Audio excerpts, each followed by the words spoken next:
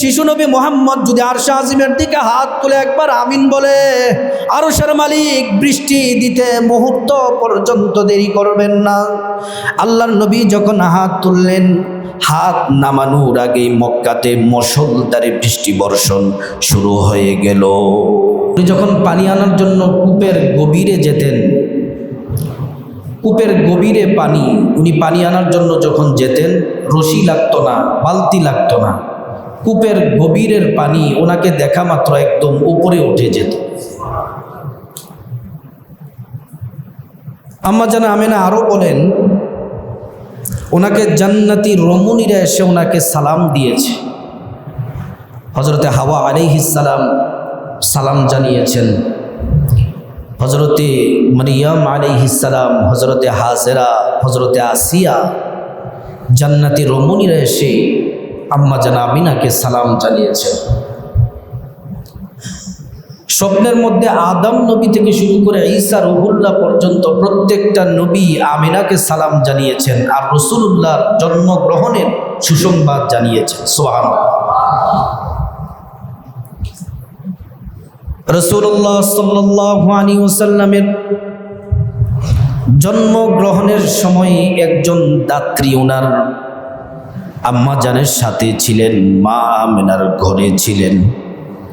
ফতহুল বারি লিশারহি সহিহুল বুখারী, ফতহুল বারি গ্রন্থকার ইমাম ইবনে হাজার আসকালানী রহমাতুল্লাহি আলাইহি বলেন, আমিনার ঘরে একজন দাত্রী ছিলেন, ওনার কাজই ছিল বাচ্চা ডেলিভারি করা।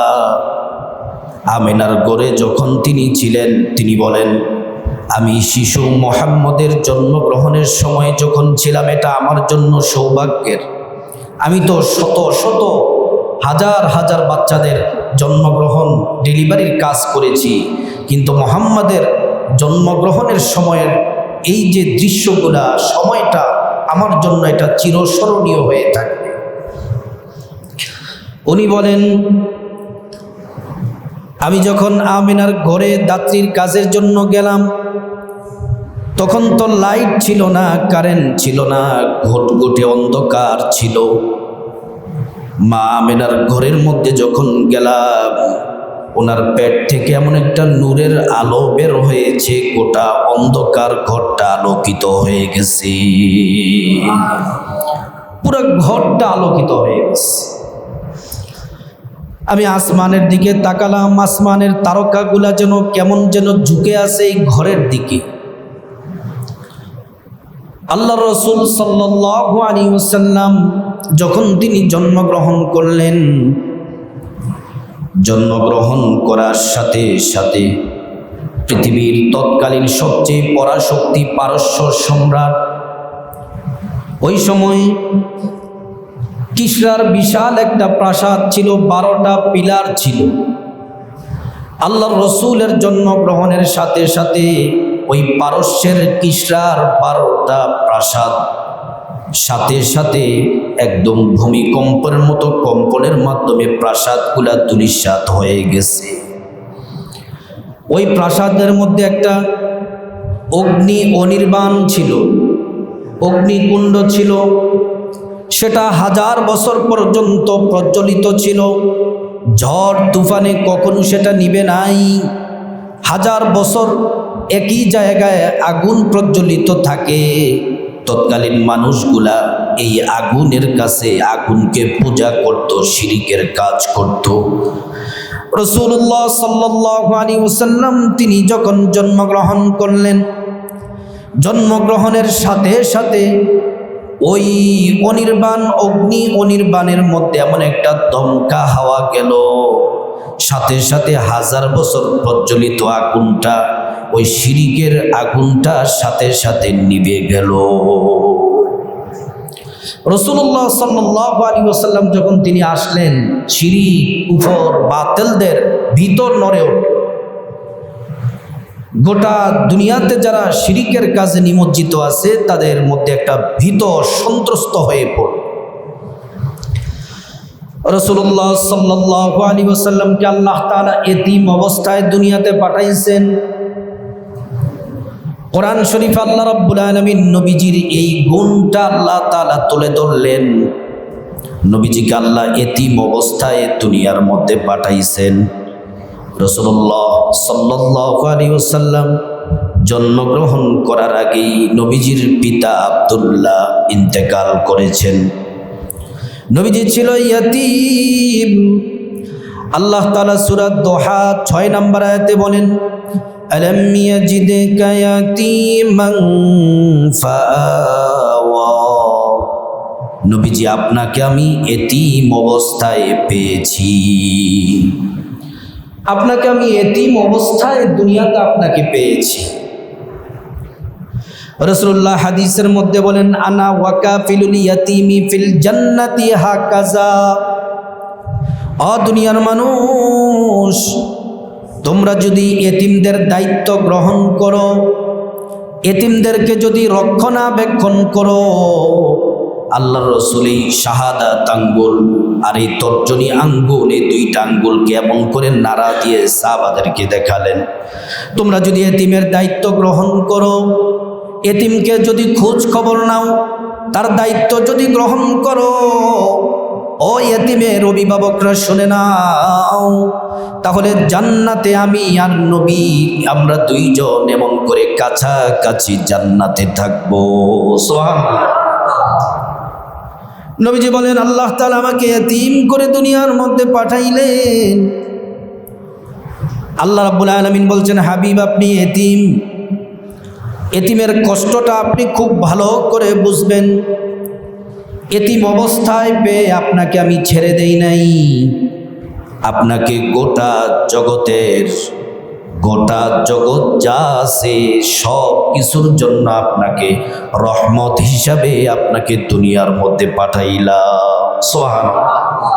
আপনি যে এতিম, এটা দুর্বল করার কোনো সুযোগ নাই। কাফেররা দুর্বল ভাববে, সেটার সুযোগ নাই।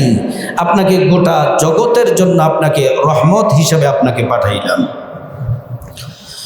নবীজি সাল্লাল্লাহু আলাইহি ওয়াসাল্লাম যখন জন্মগ্রহণ করলেন, আবু লাহাবের একজন কৃতদাস ছিল সুআইবা। ওই সুআইবা দৌড়াইয়া আবু লাহাবের কাছে গেলেন। আবু লাহাব বন্ধুদের সাথে আড্ডায় মেতে আছে। সুআইবা গিয়ে বলল, আবু লাহাব, আপনার মৃত ভাই আব্দুল্লাহর ঘরে ফুটফুটে একটা সন্তান হয়েছে। এত সুন্দর সন্তান মক্কাতে কখনো আমি দেখি নাই। ওর চেহারাটা চাঁদের চেয়েও বেশি সুন্দর দেখা যায়। আবু লাহাব সাথে সাথে বন্ধুদের আড্ডা ত্যাগ করলেন, বন্ধুদের সাথে আলাপ আলোচনা সব শেষ করে দিলেন। আবু লাহাব এইভাবে শাহাদাত আঙ্গুলটা উঁচু করে বললেন, এ সুআইবা, আমার ভাতিজার জন্মের সুসংবাদটা তুমি আমাকে দিয়েছ, সেজন্য আমি তোমাকে একটা পুরস্কার দেই। পুরস্কারটা হলো, তুমি তো আমার গোলাম ছিলে, তুমি আমার কৃতদাস ছিলে। আজ থেকে সারা জীবনের জন্য তোমাকে আজাদ, তোমাকে মুক্তি করে দিলাম, তোমাকে মুক্তি করে দিলাম। আবু লাহাব তো তখন নবীর কারণে একজন কৃতদাসকে আজাদ করে দিয়েছে। ওই আবু লাহাবই পরবর্তী সময়ে নবীজিকে থুতু মেরেছে, নবীজিকে পাথর মেরেছে, নবীজিকে মারতে মারতে অজ্ঞান পর্যন্ত করে ফেলেছে। ছায়ার মতো নবীজির সাথে লেগে লেগে নবীজির সাথে দুশমনি করেছে। এজন্য আবু লাহাবের মতো শুধু মোহাব্বত করলেই চলবে না, নবীজির ইত্তেবা করা লাগবে, অনুসরণ করা লাগবে। আবু লাহাবের ভিতরে মোহাব্বত ছিল, কিন্তু নবীকে নবী হিসাবে, রসুল হিসাবে মানে নাই। রাসূলুল্লাহর উপর আল্লাহ তাআলা যে কালাম দিয়েছেন, কোরআনের সেই বিধান আবু লাহাব মানে নাই। যখন তিনি কালেমার দাওয়াত দিলেন, কোরআনের দাওয়াত দিলেন, আবু লাহাব আপন চাচা হওয়া সত্ত্বেও সর্বপ্রথম নবীজির উপর থুতু নিক্ষেপ করেছে। নবীজির পিঠ মোবারকের মধ্যে উটের পচা গন্ধা নারী বড়ি আবু লাহাব নবীজির পিঠের মধ্যে চাপায়া দিয়েছে। এজন্য নবীকে জান প্রাণ দিয়ে মোহাব্বত করা লাগবে। এবং নবীজি যা বলেছেন, যা করার জন্য আমাদেরকে নির্দেশ দিয়েছেন সেগুলাকে পালন করতে হবে। রাসূলুল্লাহ সাল্লাল্লাহু আলাইহি ওয়াসাল্লাম জন্মগ্রহণের করে ধাপে ধাপে যখন নবীজির বয়স যখন 7 দিন হলো, আমরা যখন আমাদের সন্তান জন্মগ্রহণ করেছে 7 দিনের দিনে আমরা আকিকা দিয়েছি। নবীজির দায়িত্ব তখন পালন করতেছেন নবীজির দাদা আব্দুল মুত্তালিব। আব্দুল মুত্তালিব তিনি খানায়ে কাবার আঙিনায় 7 দিনের দিনে তিনি খাবারের আয়োজন করলেন। ওট জবাই করে মানুষদের জন্য খাবারের আয়োজন করলেন। খাওয়া দাওয়ার পরে 7 দিনের দিনে আব্দুল মুত্তালিব নবীজির একটা নাম রেখেছেন, যেই নামটি হলো মুহাম্মদ সাল্লাল্লাহু আলাইহি ওয়াসাল্লাম। এমন একটা নাম আরব ভূখণ্ডে এর আগে কখনো এমন মুহাম্মদ নাম কারো মাথায় কল্পনাও ছিল না, জানা ছিল না। সর্বপ্রথম কাবার মুতাওয়াল্লি আব্দুল মুত্তালিব নবীজির নামটা মুহাম্মদ রেখে দিলেন। মুহাম্মদুর রাসূলুল্লাহ সাল্লাল্লাহু আলাইহি ওয়াসাল্লাম। এই মুহাম্মদ শব্দের অর্থ হচ্ছে অধিক প্রশংসিত। আব্দুল মুত্তালিব তখন বললেন, এই নামটা রাখার একমাত্র কারণ হলো আমার বিশ্বাস আমার নাতি মুহাম্মদের এমন গুণাবলী আছে, একদিন সে গোটা দুনিয়াতে তার রহমত এবং তার প্রশংসা ছড়িয়ে পড়বে। আব্দুল মুত্তালিব নবীজির দায়িত্ব গ্রহণ করলেন।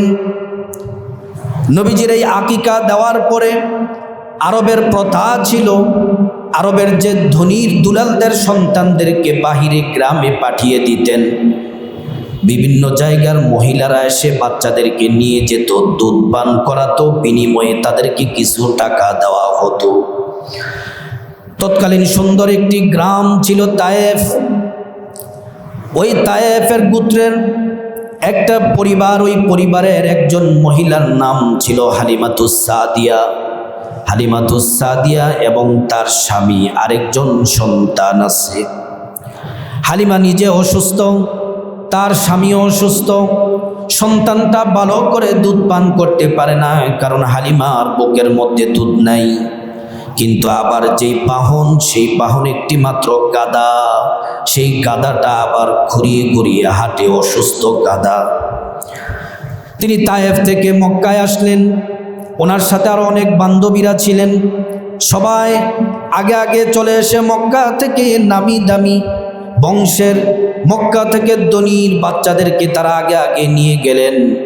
ওই যে অসুস্থ বাহন হালিমাতুস সাদিয়া 4-5 ঘন্টা পরে ওই মক্কাতে গিয়ে কুরাইশ বংশে গিয়ে পৌঁছলেন। পৌঁছার পরে যেখানে যায় বলে বাচ্চা দিয়ে দিয়েছি, বাচ্চা নাই, বাচ্চা নাই।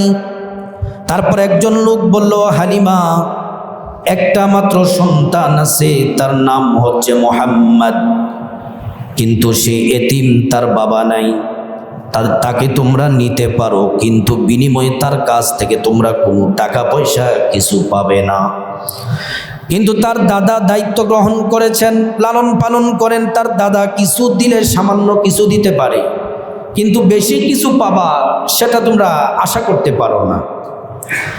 হালিমাতুস সাদিয়ার মনটা খারাপ হয়ে গেল। এমনি অসুস্থ, আবার অনেক দূরের সফর। হালিমাতুস সাদিয়া তার স্বামীকে বলল, স্বামী আপনি যান, একটু মুহাম্মদ বাচ্চাটাকে একটু দেখে আসেন। আপনার যদি পছন্দ হয় তাহলে এই বাচ্চাটাকে আমরা নিয়ে যাব।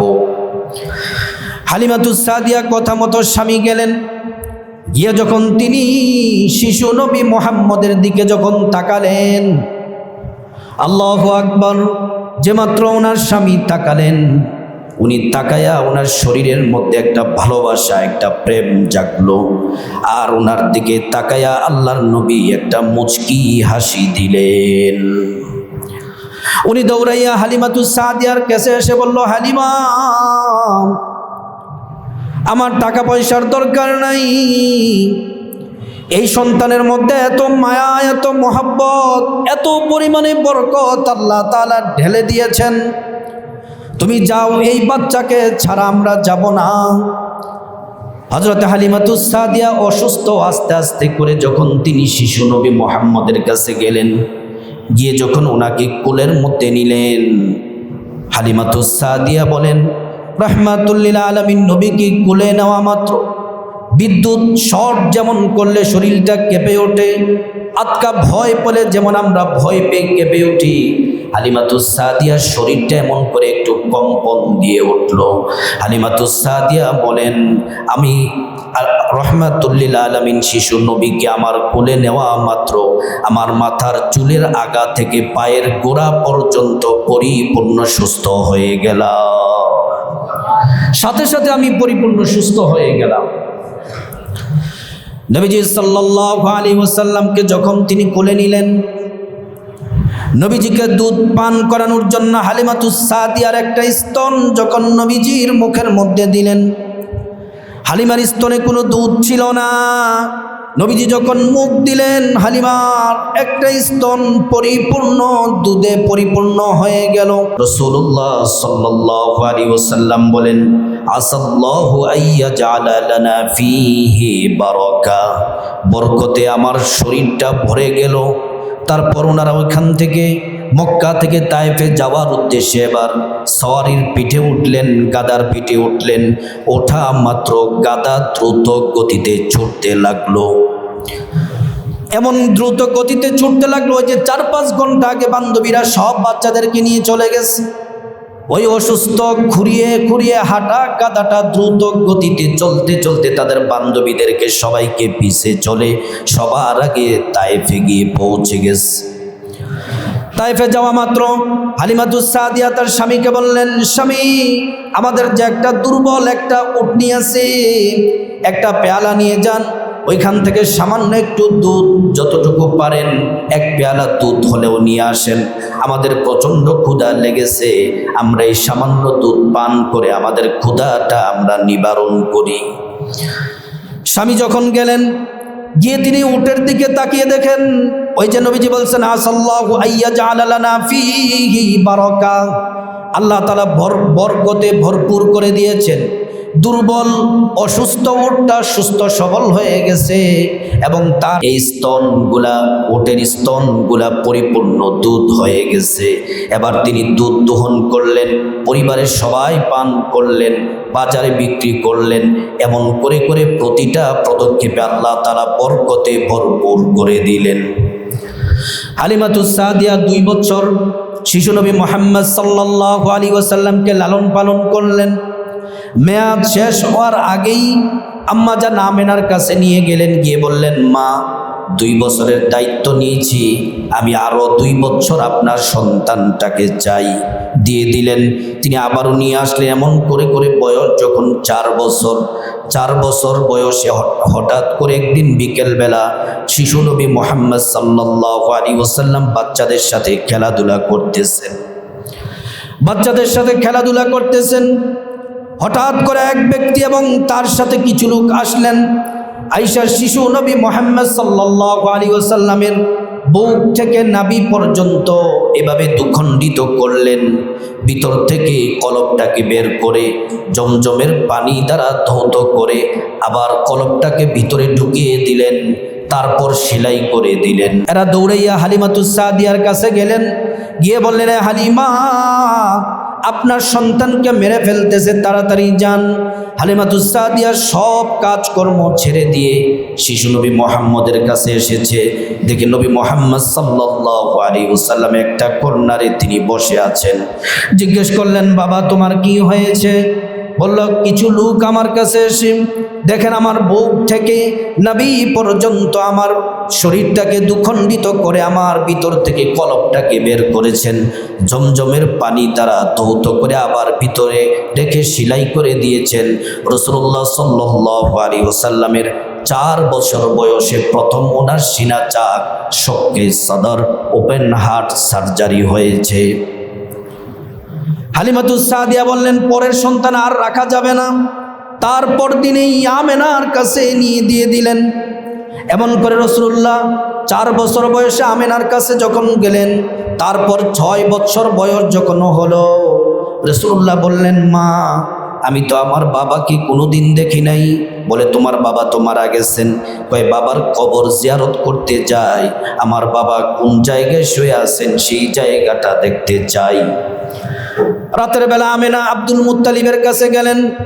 আব্দুল মুত্তালিব বললেন, আমেনা, যেহেতু আমার নাতি আবদার করেছে যাও, কিন্তু তোমার সাথে যে তোমাদের যে দাসী আছে আয়মানকে নিয়ে যেও। তাহলে উম্মে আয়মান, আমেনা এবং আমাদের নবী মুহাম্মদুর রাসূলুল্লাহ সাল্লাল্লাহু আলাইহি ওয়াসাল্লাম তিনজন তারপর দিন সকালবেলা রওনা হলেন। নবীজির বাবার কবরে খাজা আব্দুল্লাহর কবরে গেলেন। ওইখানে রাসূলুল্লাহ সাল্লাল্লাহু আলাইহি ওয়াসাল্লাম বাবার কবর জিয়ারত করলেন। বাবার কবর জিয়ারত করার পরে যখন ফিরতেছেন, আবওয়া নামক জায়গার মধ্যে এসে মা আমেনা প্রচণ্ড অসুস্থ হয়ে পড়লেন। এত অসুস্থ, একদম শুয়ে গেলেন, আর দাঁড়াতে পারছেন না। কিছুক্ষণের মধ্যেই আমেনা ইন্তেকাল করলেন। রাসূলুল্লাহ সাল্লাল্লাহু আলাইহি ওয়াসাল্লাম তিনি পাগলের মতো তিনি কান্না করতেছেন যে বাবার কবর জিয়ারত করতে এসে মাকেও হারালাম। সেখান থেকে আমেনাকে সেই জায়গার মধ্যে দাফন করে উম্মে আয়মান নবীজিকে নিয়ে এবার তিনি আবার মক্কার উদ্দেশ্যে রওনা হলেন। আব্দুল মুত্তালিব দূর থেকে দেখে গেল তিনজন আসতেছে, দুইজন, মনে হয় আমেনা মনে হয় দুনিয়াতে নাই। 6 বছর বয়সে নবীজি মা হারালেন। এমন করে করে নবীজির বয়স যখন 8 বছর, 8 বছর বয়সে আব্দুল মুত্তালিব ইন্তেকাল করলেন। আব্দুল মুত্তালিবও দুনিয়া থেকে বিদায় নিয়ে চলে গেলেন। আব্দুল মুত্তালিব ইন্তেকাল করার আগে ওনার সন্তান আবু তালিবকে বললেন, আবু তালেব, আমার নাতিকে তোমার হাতে দায়িত্ব দিয়ে গেলাম, আমার নাতিকে তুমি দেখভাল দেখাশোনা করবা। তারপর আব্দুল মুত্তালিব দায়িত্ব গ্রহণ শুরু করে দিলেন। হঠাৎ করে মক্কাতে বৃষ্টি বন্ধ হয়ে গেল। পুরো মক্কায় বৃষ্টি নাই, অনাবৃষ্টি, মানুষ পানির জন্য হাহাকার। নবীজির বয়স তখন শুধুমাত্র 12 বছর বয়স। আবু তালেবকে মক্কার লোকেরা এসে বলল, আপনি তো খানায় কাবার মুতাওয়াল্লি হিসেবে দায়িত্বে আছেন, আমরা সবাই কাবার আঙ্গিনায় গিয়ে আমরা দোয়া করব যেন বৃষ্টি হয়। আবু তালেব বললেন, যাও তোমরা খানায় কাবার আঙ্গিনাতে তোমরা সমাবেত হও। ওই দিক দিয়ে আবু তালেব নবীজিকে কুলে করে নিয়ে খানায় কাবার আঙ্গিনায় গেলেন। সবাই যখন উপস্থিত হলো, আবু তালেব বলল, ও বাতিজা মুহাম্মদ, শিশু মুহাম্মদ, তুমি হাত তোলো। মক্কার লোকেরা বলল, ছোট্ট মানুষ কি দোয়া করবে, কি জানে আর কি দোয়া পড়বে, আর এই বাচ্চার দোয়া কি কবুল হবে কিনা এটা তো আমরা শিওর না। আবু তালেব দাঁড়িয়ে গেলেন, গিয়ে বললেন, ও মক্কার লোকেরা শোনো, আমি আবু তালেব যদি 1000 বার 1,00,000 বার যদি হাত তুলি, আমার দোয়াটা কবুল না হওয়ার চান্স বেশি। কিন্তু এমন করে করে নবীজি সাল্লাল্লাহু আলাইহি ওয়াসাল্লামের বয়স বাড়তেছে। নবীজির বয়স যখন 16 বছর বয়সে রাসূলুল্লাহ সাল্লাল্লাহু আলাইহি ওয়াসাল্লাম দেখেন মক্কার 2টা গোত্র, বড় বড় প্রধান 2টা গোত্র, একটা হলো কুরাইশ, আরেকটা হলো কায়েস। এই 2 গোত্রের মধ্যে বিরাট একটা দ্বন্দ্ব লেগে গেল, বিশাল একটা দ্বন্দ্ব লেগে গেল। এই দ্বন্দ্ব লাগার পরে আল্লাহর রাসূল এই দৃশ্যগুলা নিজ চোখে তিনি দেখতেন, একজন আরেকজন মানুষকে হত্যা করত, মারত। রাসূলুল্লাহ সাল্লাল্লাহু আলাইহি ওয়াসাল্লাম এই দৃশ্যগুলা দেখে তিনি মেনে নিতে পারলেন না। নবীজি সাল্লাল্লাহু আলাইহি ওয়াসাল্লামের বয়স যখন 17 বছর, তখন তিনি মক্কার যুবকদেরকে নিয়ে একটা সংগঠন তৈরি করলেন, যে সংগঠনের নাম হলো হিলফুল ফুদুল।